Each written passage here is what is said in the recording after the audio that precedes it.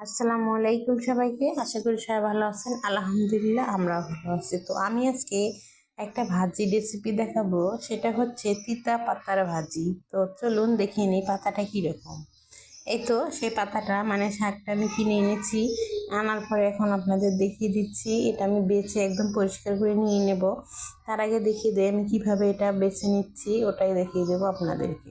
তো দেখুন গাছটা কিন্তু অনেক লম্বা। এটা অবশ্যই দেশ গ্রামের মানুষ যারা দেশে থাকে তারা অবশ্যই ঘাস হিসাবেই এটা চেনে। কিন্তু এই পাতাটা আপনি কাঁচা যেমন মুখে দিবেন তখনও তিতে তিতা লাগবে, রান্না করার পরও তিতা ভাব যাবে না, একদম করলার থেকে বেশি তিতা হয়ে যাবে।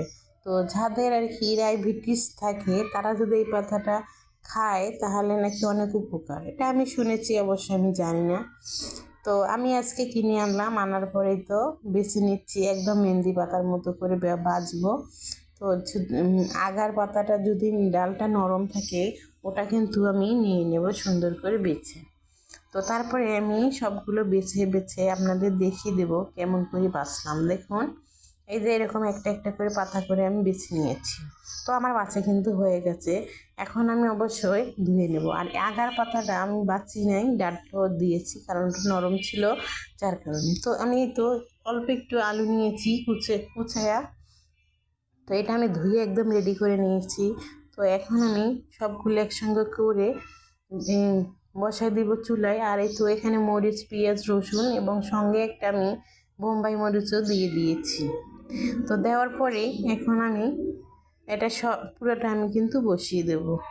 তো এই তো চুলার উপরে আমি একটা কড়াইয়ে শাক আর মরিচ, পেঁয়াজ, রসুন আর আলুটা একসঙ্গে দিয়ে এখন আমি একটু হলুদ গুঁড়ি দিয়ে দেব, মানে যা যা প্রয়োজন সবটুকু দিয়ে দেব। একটু লবণও দিয়ে দিলাম সামান্য করে। তারপরে এখন আমি একটু তেল দিয়ে দেব।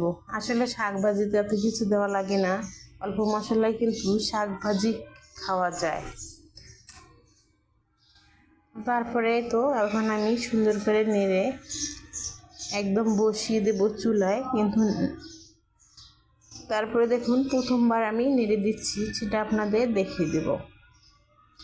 আসলেই ওই শাক পাতা যদি রান্না করেন অবশ্যই কিন্তু লবণের পরিমাণটা কম দিবেন, কারণ শাক জাল খাওয়ার পরে অল্প একটু হয়ে যায়, তারপরে কিন্তু লবণটা বেশি হয়ে যাবে যদি বেশি দেন।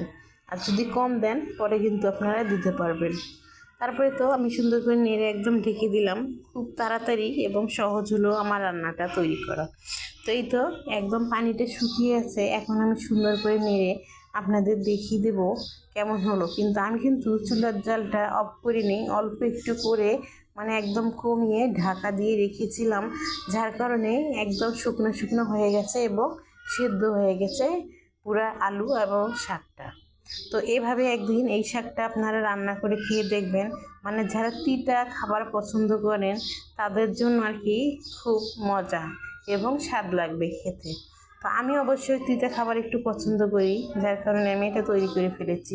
তো রেডি হয়ে গেছে আমার তরকারিটা। এই তো আমি গরম ভাত দিয়ে খাবো। অবশ্যই আপনাদের ভালো লাগলে আপনারা একদিন তৈরি করে এভাবে খাবেন, খেলে অবশ্যই বুঝতে পারবেন। তো আল্লাহ হাফিজ, সবাইকে ভালো থাকবেন।